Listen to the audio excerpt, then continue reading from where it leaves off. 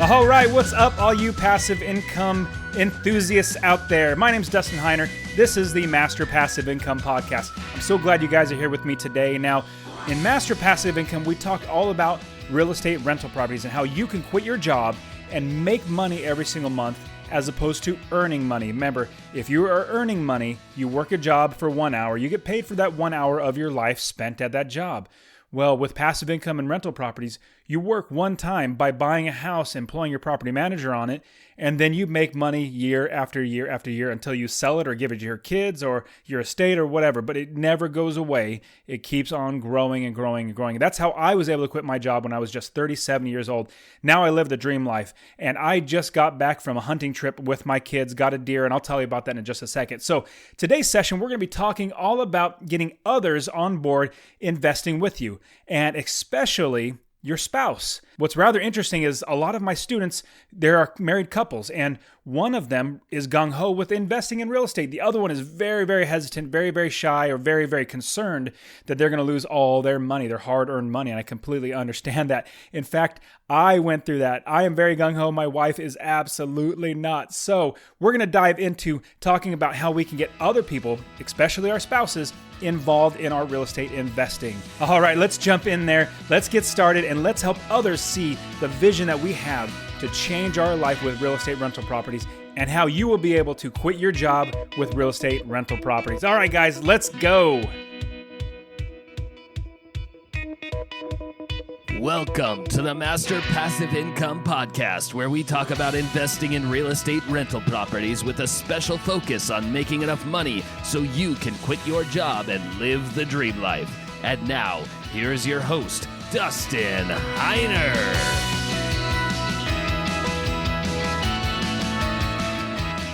Hey guys, so thank you so much again for being here with me.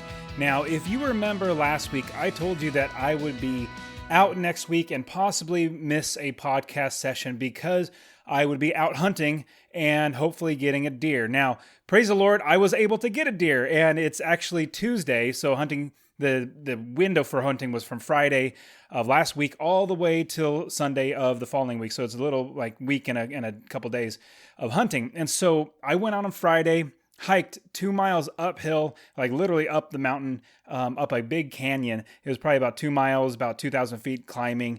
Found some deer tracks, deer sign, didn't see any deer, so I was really bummed out. There was the entire day spent, and then stayed the night there. Then the next day, I actually drove home because I wanted to try a whole brand new area, but I also wanted to pick up the kids. And so I drove home and actually picked up 2 of my kids, my boys. They really wanted to go with me hunting, and we were planning on just going for one day, going up and coming right back. It's a 3-hour drive, so it's kind of a little bit of a drive, but I wanted to get one day of hunting in with them and then go back up myself. But it turns out that as we were driving up to the spot, you know, we're praying that we find a buck and really looking forward to it. And we get to a certain spot. I just picked it on the map. I said, hey, there might be some water here. It looks like there's a ponding basin, or not really a ponding basin, but like a reservoir type spot that the deer might drink, and here's a road I can drive on. Now, if you listen to my podcast session number 19, where I talked about how I still drive a 2007 Honda Odyssey, even though I have plenty of money to buy a new one, I just don't need a new one. I like spending my time and money doing things like traveling for 6 weeks around Japan or traveling for 6 weeks around Europe, and I just don't need a fancy brand new car because I need a car to get me from point A to point B. But in this instance, I was going to go hunting and I was going to drive off of back roads. So I went and rented a truck for $200 for, I think it was like 6 days or 7 days. It was a great deal. Brand new F-150, Ford F-150. Rented that truck and then drove to up the mountains, up in Flagstaff area. Anyway, so I went hunting, and so really quickly, I want to explain what happened. So we get up with my boys. We're really going to hunt, the night and then the morning and then come home. But we get there and we start driving down the road. I just picked out of the map, and we look over to the left-hand side after driving maybe for like 2 minutes on really slowly down this dirt road. And we look over, my boy says, hey, look at deer. And we see seven deer in one section just walking together. Well, there was, I believe, 1 or 2 bucks, and they just took off running. I didn't get a chance to get a shot on them. Well, the next day, we did not see them at all, which was a bummer. We saw elk. I saw a total of 8 elk in that same area, which was awesome. But then the next day, didn't see them at all, but then we started hiking down this path along the right side. So the first day we saw them on the left side of the road. On the right side, we started walking down another dirt road that kind of ventures off to the right. And we found the deer, and they got spooked and they ran off. My boys were kicking rocks and doing stuff like that. They're really actually good hunters. Just, sometimes, boys can be boys. But anyway, so I realized that they're the general area that they are. And so that night I said, you know what, at 3:30, let's go out in this one spot. I think they might be coming. Well, praise the Lord. This was on Monday night. So we started on Saturday afternoon, hunted Saturday evening, Sunday, then Monday afternoon. 3:30 to 4 o'clock, I get to the spot. I think, okay, I think they're going to be here on the left or on the right. We can watch them coming in and coming down little by little. We can watch them eat and stuff. So if we hunker down here, we might be able to see them. Well, what happened was we actually found a big boulder that we got to hide behind. So we got to lean against it and watch. But within 4 minutes of us standing there, I'm looking to the right side where we saw the deer that morning. I say, "There's the deer. There's a deer. Don't move. Everybody, don't move." And I'm looking down. And I see more deer start walking, and they're about 120 yards away, so they're a good distance, so they can't really see us. Plus, we're behind a boulder, and so I prop my gun up on the boulder. I'm getting ready to shoot. I'm waiting for the buck, and I see all the does and fawns walk by, but then there's one buck. And my older son, he's 9 years old. He said, "Hey, Dad, should we plug our ears before you shoot?" I said, "Sure, son. It's going to be a while because I need to make sure I get a good shot." And my younger son, the 7-year-old, he puts his fingers in his ears really, really quickly. And I'm still waiting for a shot. And then all of a sudden I hear, my 7-year-old falls asleep. He's been hunting, waking up at 5 o'clock, going to bed at 9, walking all day, hunting all day. So he fell asleep. And then, praise the Lord, the buck got right in front of me. I took a bead right at his shoulder because he wasn't positioned prone, but there were trees and I had to take a shot right away. The best shot I've taken in a long time on a deer, dropped him like that. Right where he stood, he dropped down. I've rarely seen a deer of mine just completely drop down flat. My 7-year-old, he woke up and was like, "What was that?" And then he went right back to sleep, but he started snoring again. All the deer took off, and so great time, got a deer. I'll put pictures on the show notes page. And if you want to go to the podcast show notes, you can go to masterpassiveincome.com/031. And you go there, you can see there everything we talk about today. And you can also see pictures of me and my boys hunting. And it was great. And, praise the Lord, we got the deer. And I say praise the Lord because we were just praying, "Lord, please bless us with a deer, put the deer in our hands. It'd be great to be able to get a deer." And so we did. I was able to gut him right there. We heard coyotes howling about, I want to say, maybe less than a mile away. They were pretty loud and there were a lot of them. So we were getting kind of worried because it was like about 5:30 by the time we got to the deer. We were gutting them and that smell's going to go everywhere.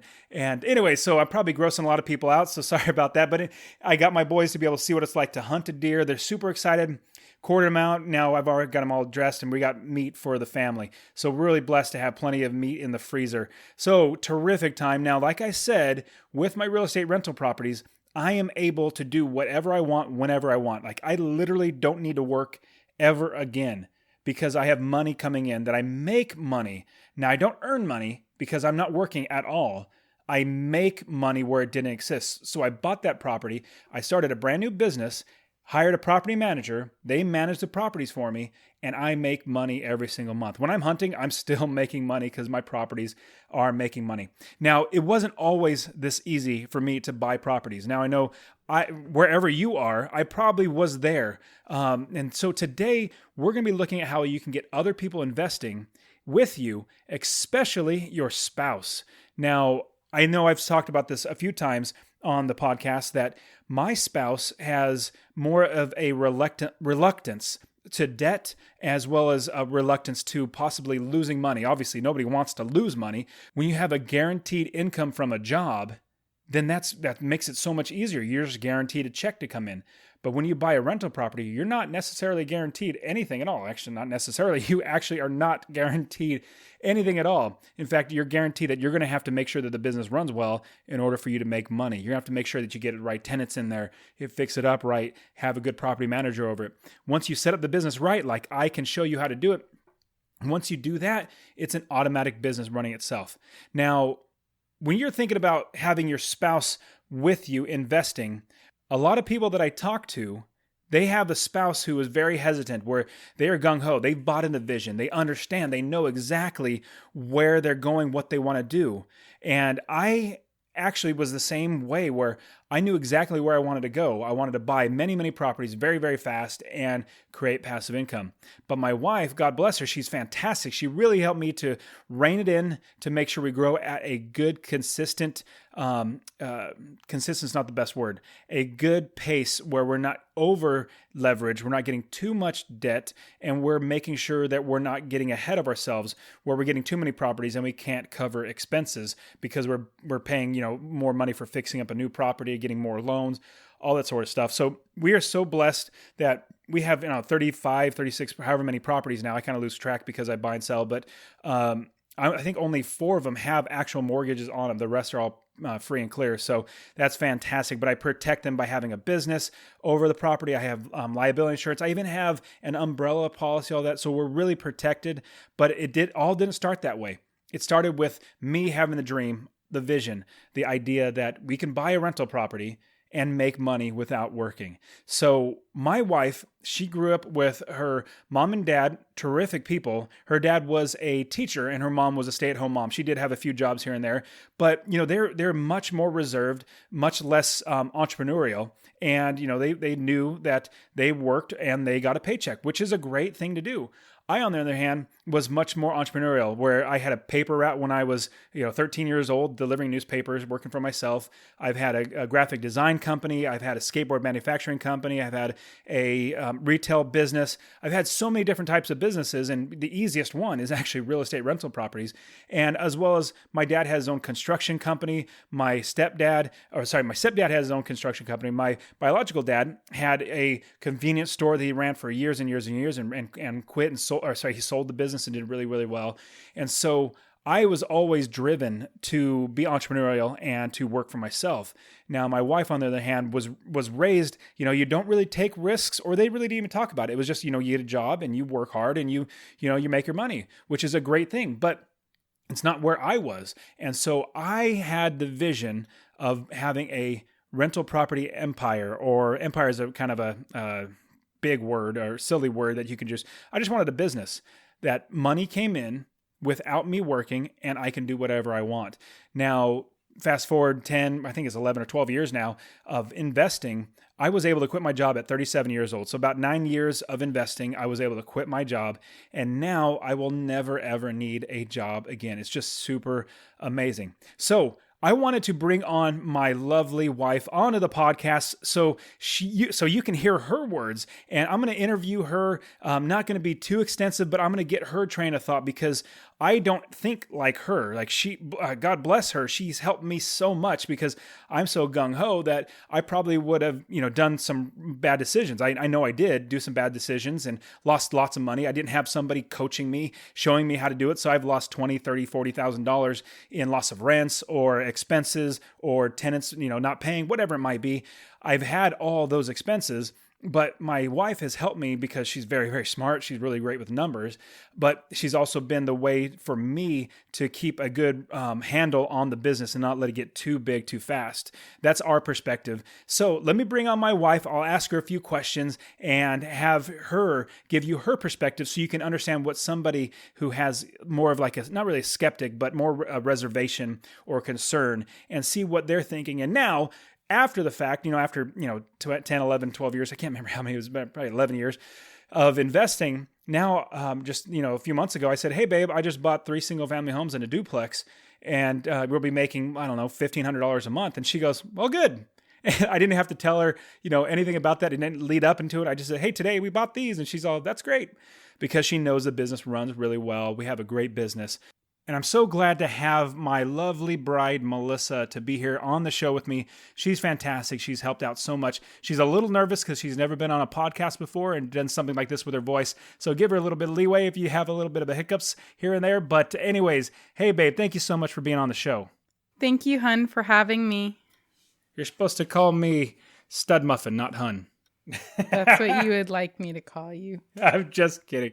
Anyway, hey, so I'm really glad that you're here. I know a lot of our students are really concerned about having their spouse come on board, and their spouses are concerned about losing money. They don't really see the vision that we as investors, like myself, see, and they understand the vision, but they're not bought into it. So let me ask you a few questions. I'm going to interview you because I want everybody to see what it's like from the perspective of somebody else that is not necessarily gung-ho and catch the vision of investing. So let me ask you the first question, hon. Tell me a little bit about yourself, how you grew up, what your family's like, and everything about yourself before we met.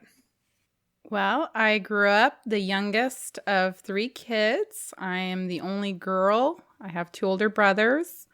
We grew up in a home that we lived in for pretty much our entire lives until after my high school year, until after I graduated high school.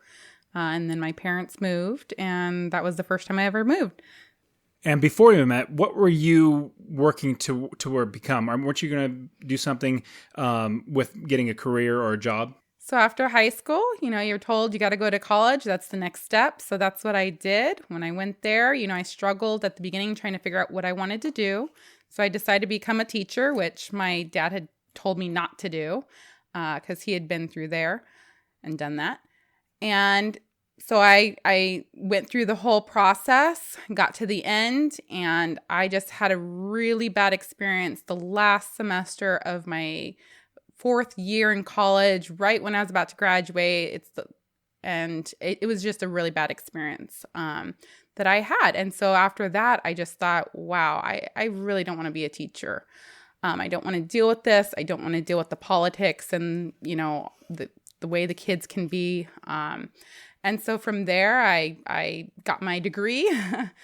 And then I was like, okay, now what? So I ended up working for a great company that I really loved and enjoyed, which was USAA. I worked in their bank department, did that for a while. And while I was there, I was like, okay, what's the next step? What should I do from here? And I thought, well, you know what? I really like math. I really like numbers and stuff. Maybe I'll be an accountant.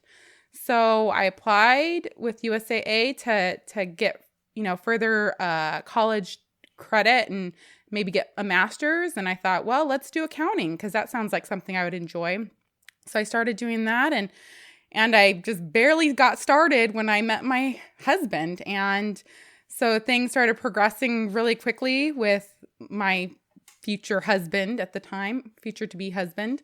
And so I thought, well, I don't really want to do this if I'm going to be moving and I got a husband and I just don't have time for this right now and I'm working. And so I quit that. So we got married shortly after that and I moved to California.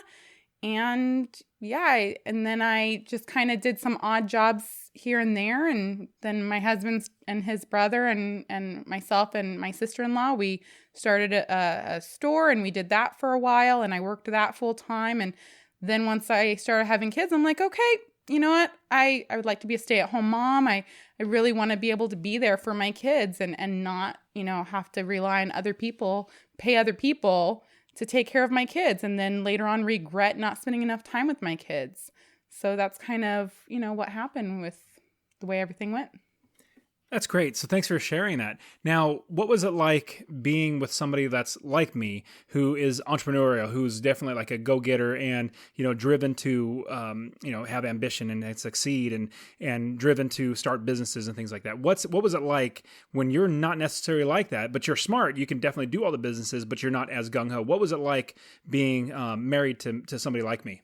Well, it had its good things and its bad things. I always envisioned myself marrying a man that was driven and, I didn't want some guy who was just, making minimum wage and, or living at home with his parents and not really, being very ambitious. So I was really looking for someone who was going to provide for a family because I wanted to have a family. I wanted to have kids, and I really wanted to be a stay-at-home mom. You know, my mom growing up, she was a stay-at-home mom, and I just loved the fact that she was always there for me when I was young and I'd come home from school. I had a really good friend growing up, and her mom was never home. And, you know, I just, you know, felt like I was so blessed that I had a mom that was there all the time, whereas other people didn't. You know, you see those latchkey kids, and I just, you know, didn't want to be that. And so I didn't want that for my kids. So I was definitely looking for someone who, you know, was kind of more take charge and wanted to work and provide for a family. And so I was kind of looking for that when I met my husband, and he definitely has proven that to be true with himself. He's very driven, and I like that about him. But it can also be kind of hard sometimes when you're not quite sure about the decisions that, you know, your spouse makes. Because we don't always agree with everything that the other person makes decision-wise. And so that was kind of a struggle, especially at the beginning when I was like, okay, well, let's go a little bit slower on this. Let's not move so quickly. I don't want to be in a lot of debt. I don't, you know, I had my great-grandfather went into debt right before the Great Depression hit, and they lost everything. They lost their land, and, you know, my grandpa had to go work picking oranges, you know, in California for a period of time before he came back to Arizona. But anyways, I didn't want to have to deal with something like that happening. I don't like having debt. I grew up being told, you know, you don't have debt. You know, you pay everything off. You don't charge anything on a credit card that you can't pay off in your bank account. And you pay it off right away. You don't make payments. You pay it all in full. And so that's kind of my mindset, is that you don't want to have debt. And, you know, growing up, I never had debt. I was a saver. I saved. And then when we got married, I had no debt. I had money in my bank account and I saved. So do you remember when I told you when we were dating and we were engaged, and I said, hey, when you marry me, you're not going to have a boring life? Did I live up to that statement that I actually said, you're not going to have a boring life if you marry me?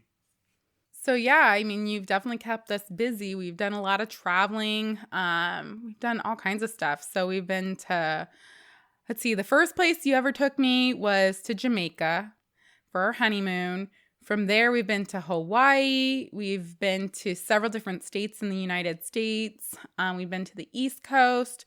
We've been to the North and West Coast. We've been to 11 different countries over in Europe.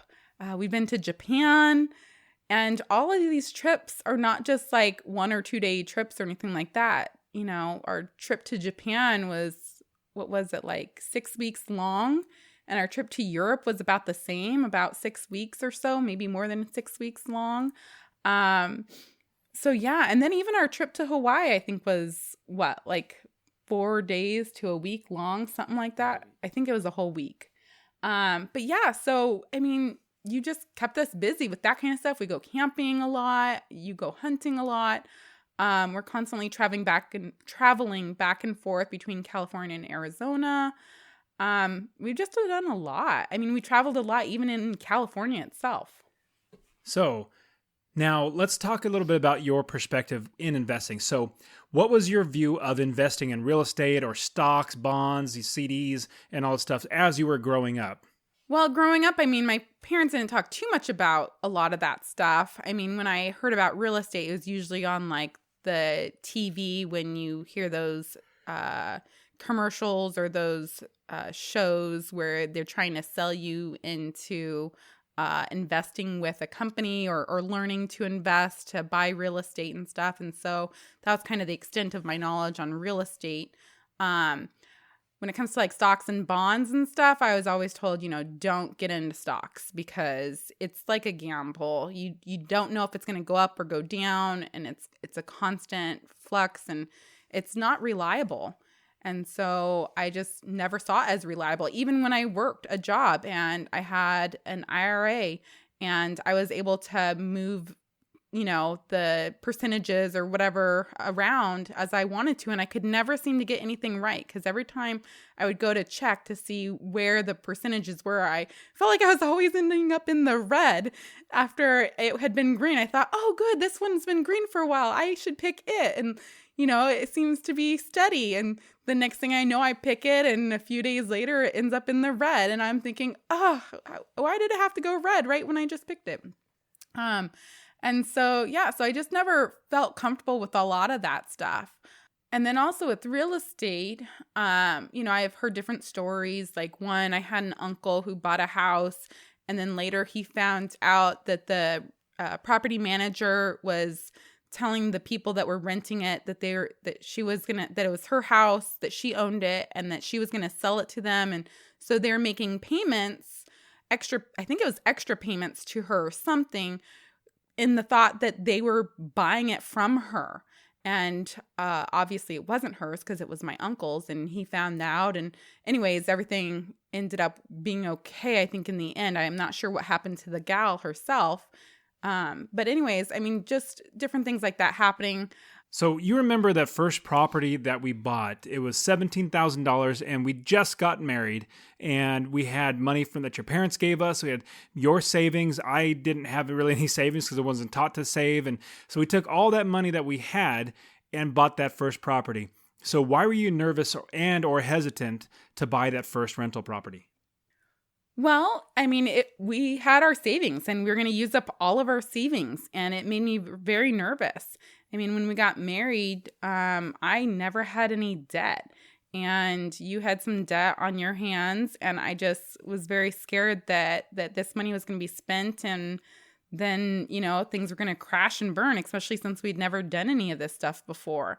I also was unsure about the property manager. I was very concerned about, how well do we know this person? What are we going to do to make sure that this person's being honest and truthful with us? I don't want this person ending up stealing from us or robbing us, kind of like the gal that did with my uncle. So, I just had a lot of concerns about those things. And, I also had concerns like, well, we need to have fire insurance because renters, a lot of people smoke. And what if they accidentally set the house on fire? And so then there goes all of our money. And so just a lot of different concerns that I had when it came to, it working out okay and not losing all of our money, all of our savings. Yeah, I remember getting that first property and all the work that we did, planning and finding and all that sort of stuff. And obviously we had a property manager overseeing the property, but it was just a lot of work making sure that we bought a good property. Now we do it much better now because we've done it many times before, but what made you then okay with buying that first property? Well, I would say the biggest thing that helped me was just my faith in God, because as a Christian, I know that no matter what happens, whether we lose everything, it's all in God's hands. And so I can't put all my faith and trust in my husband or the economy or anything else for our provision. God calls our husbands to, provide for their family, but at the same time, in the end, we're ultimately relying on God. And so that's just basically, I was like, okay, God, you know what? You tell us to trust in you. You tell us to be submissive to our husbands. And so I was like, okay, God, you know what? I'm just going to be obedient to you, Lord. And you say, as long as we're obedient to you, that, you're going to take care of everything. And so it's like, okay, Lord, it's all in your hands. I'm going to be submissive to my husband. I'm going to let him make the final decision. I'm going to give him my concerns. And then once I give him my concerns, I'm going to release it and not worry about it and let God take care of it and rely on God to do everything in the end. That's fantastic. And that's something I absolutely love about you. Now, for the people who don't have a faith in God or who don't, rely on God, now there was something that I also did with you. I actually ran you through the numbers. I showed you the entire business from beginning to end. And I even show you the numbers, how we're going to make money, where the money's going, and every bit about the business, like you were basically inside my brain, knowing every single thing. And I felt that was a help for you to get over a couple other questions, a couple other concerns and thoughts, even though you're relying on God. But for all of our other listeners who don't have that faith, maybe that, or did that help when I actually went through the numbers and showed you the business from beginning to end, from A to Z? I showed you the entire business. Did that help? Yes, it actually did help. I actually kind of forgot that you had done that at the beginning. But yeah, that did help me because, for me, it's all about the numbers. When we got married, I was like, okay, well, how much are our expenses? How much, are we bringing in? Let's write it all down. Let's map it all out. And so, I like to see it written down. I want to see, okay, this is what we're bringing in. This is what our expenses are. And I want to make sure everything's accounted for because I want to know what the bottom line is going to be. I want to know, okay, is there room for, okay, if we don't have renters this month or the next month, or, how much leeway do we have with all of that? And so, yes, you writing all that information down does help. And it really did help me a lot to feel more comfortable with that. And so I remember it was probably a good 6 or 7 properties in a row that I had to walk you through the numbers. And I would say had to. I wanted you to be on board. I wanted you to see what we're doing. And as well as any money that came in, I showed you this is where it went. This is how much money we made. So I was making you a big part of the process of the business. Now, we did start having kids then, so you were much busier, obviously, with them, which I'm very, very blessed that you were taking care of them so greatly. And I was able to focus on the business. So at what point in the business creation did you become more comfortable with investing where, now I just say, hey, babe, I bought 3 properties, and a duplex. And you say, okay, that's great. At what point was it that you started becoming more comfortable with investing in the business? Well, I started becoming more comfortable when things started to seem like they were working better.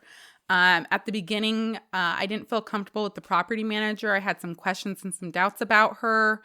And then later proved that some of my questions and doubts were right. And so we got rid of her and got a property manager that I felt more comfortable with, that I felt like we could trust better. So that was a big thing. Also, the longer we did the properties and the more things, they started bringing in money, the less it seemed like we had people leaving, coming and going constantly, the more it seemed like it was more of a steady income coming in, less doubt and questions as to how much we were going to be bringing in. That's when I started feeling more comfortable. And just the more it seemed like you seemed to know what you were doing, the less mistakes you were making, the more it just seemed like, okay, Dusty's got this. Like, he already knows what he's doing. He's been doing it for a while. I guess just through all of that, I started feeling more comfortable about it all. And now it's just to the point where I'm like, okay, you've got it. You know what you're doing. I don't have to think or worry about it. We have money coming in. Every now and then I'll just kind of question, okay, well, how much do we have coming in? Do we have any unrented properties? I know what our expenses are because I'm very detail oriented. So when I figure out our expenses, I want to know everything down to the penny.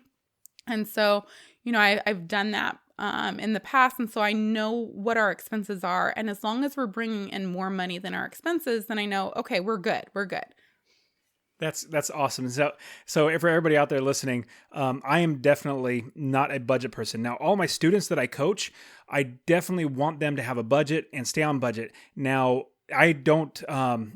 I definitely put that upon myself and my family too. My wife is the budget person. I am absolutely not the budget person. She makes sure that we're saving money, we're doing well, and praise the Lord, we've been doing well just because she's, the one taking care of all the numbers. But everybody out there, you're going to hopefully have somebody that is in your, you're married to, that is going to be the numbers person. That's going to be able to track every penny of it. Now, where my beautiful wife, Melissa, she'll say, hey, there's 2 pennies missing over here. I'll say, what? Oh, let me go grab 2 pennies out of my pocket and I'll give those to you to just fix it.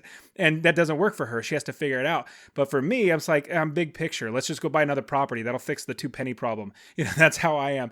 And so now let me ask you another question. So what has your role been in the business and what's your role like today? So early on, I was always very concerned about the property manager. I wanted to know, every penny spent and how everything was going.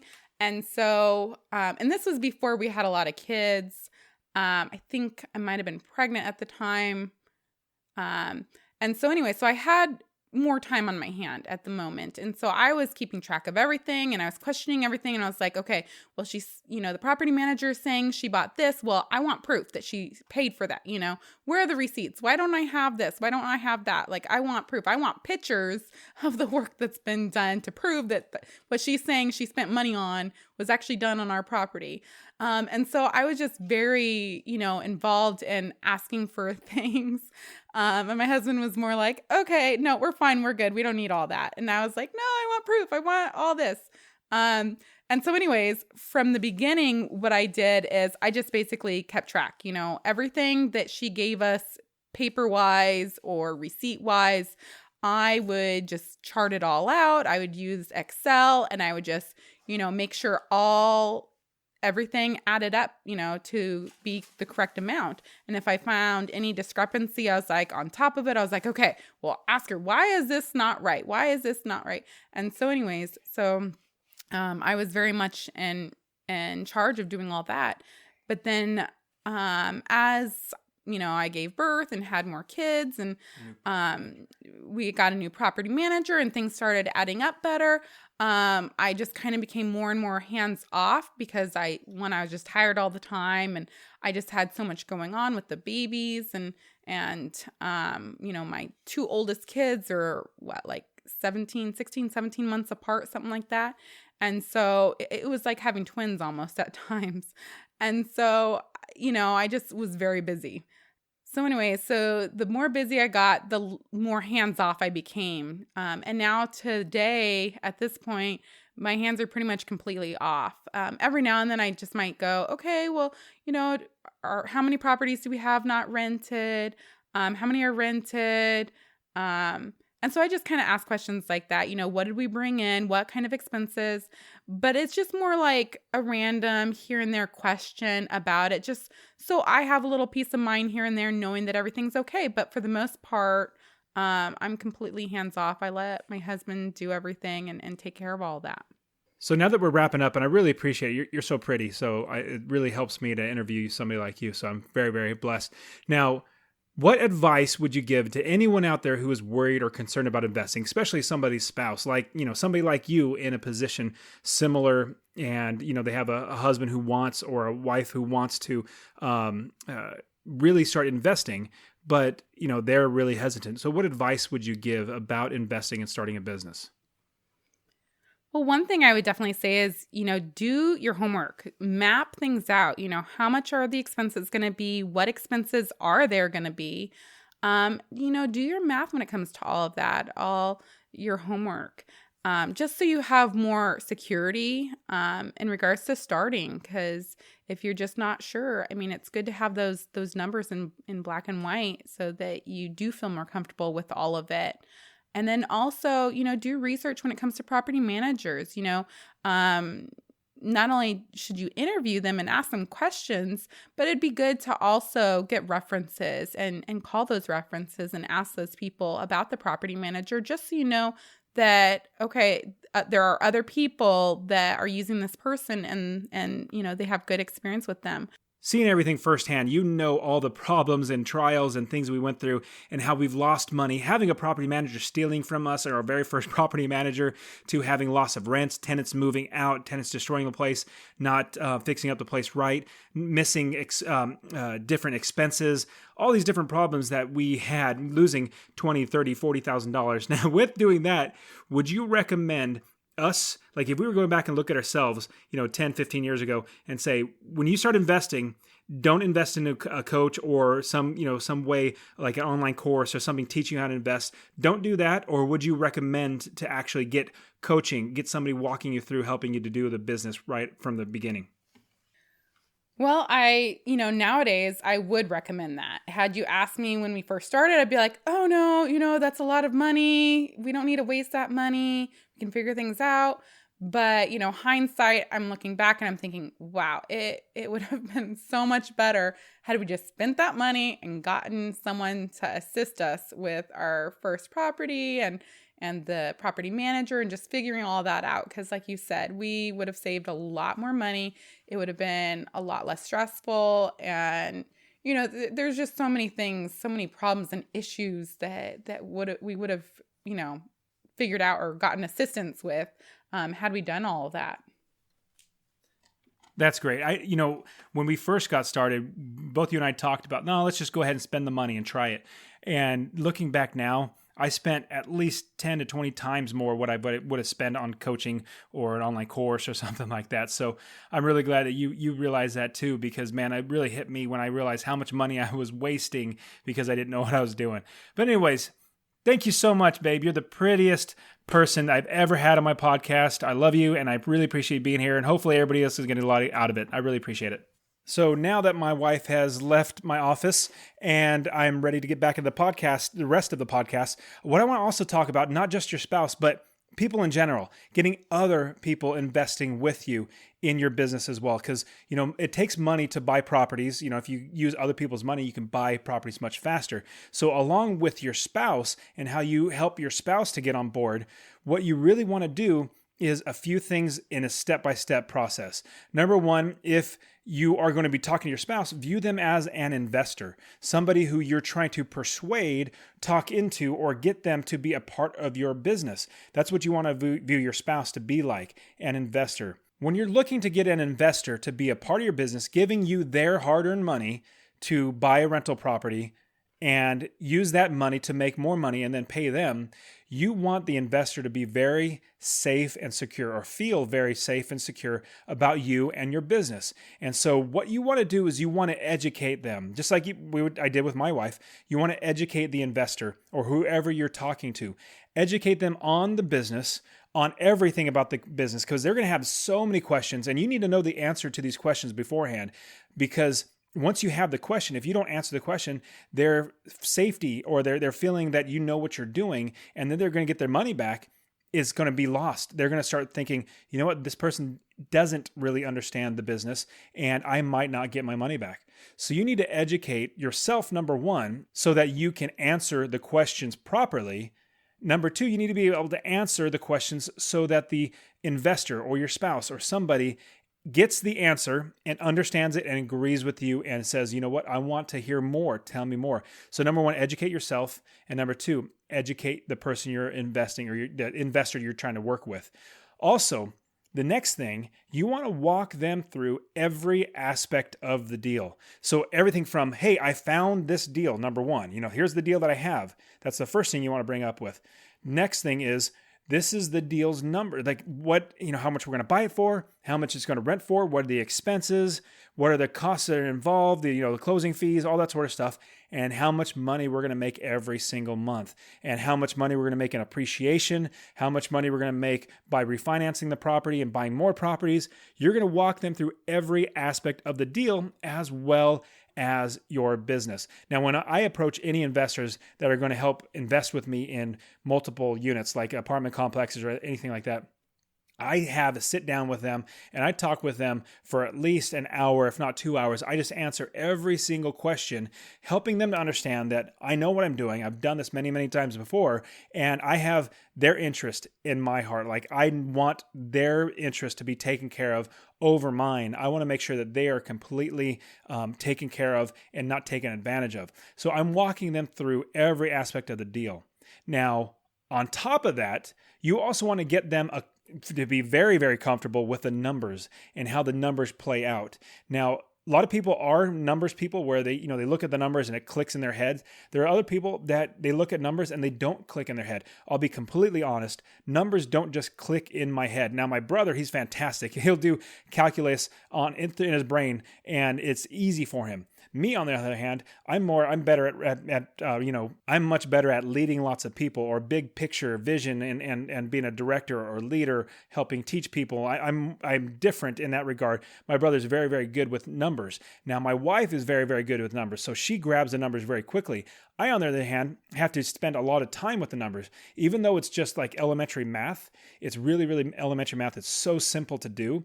But even though I have a hard time with the numbers, I still make my business run like perfect. It's like a Ferrari. I make money hand over fist. And so anybody can actually do this business, even if you are not good at numbers. Like I said, I am not good at numbers.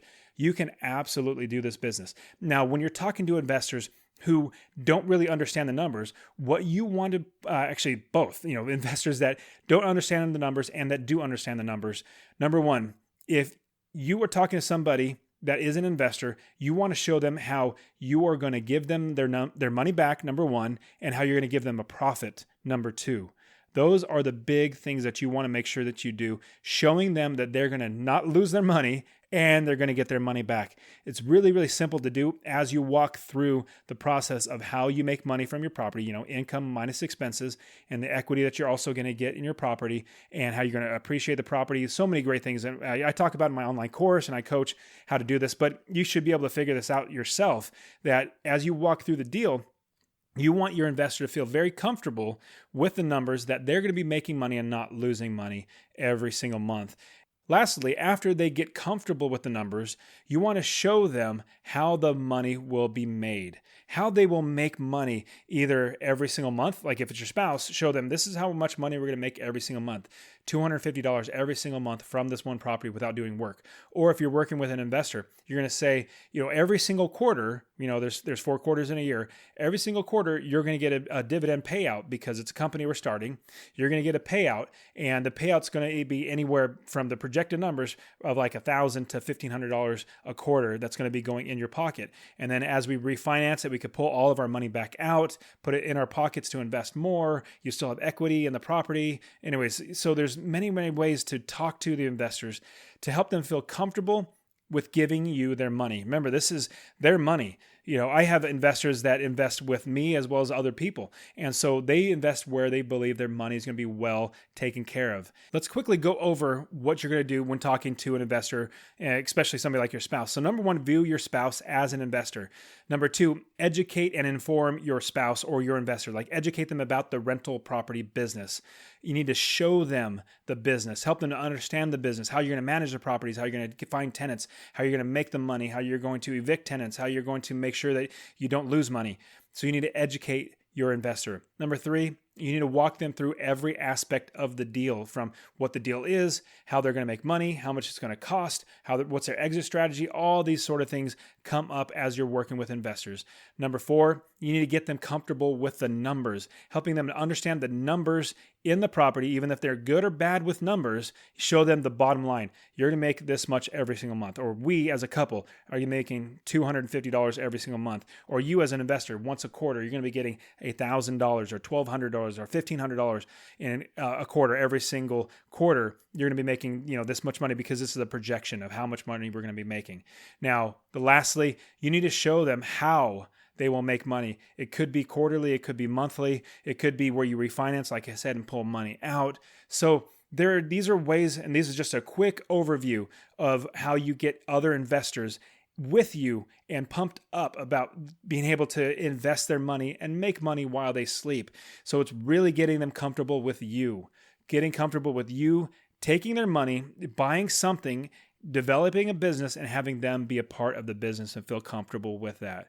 All right, guys. So there has been so much talked about. I'm glad I had my wife on there. Hopefully you got a lot out of what she said. I'm just infatuated with her, so I was really glad to have her on the podcast with me. So it was a lot of fun.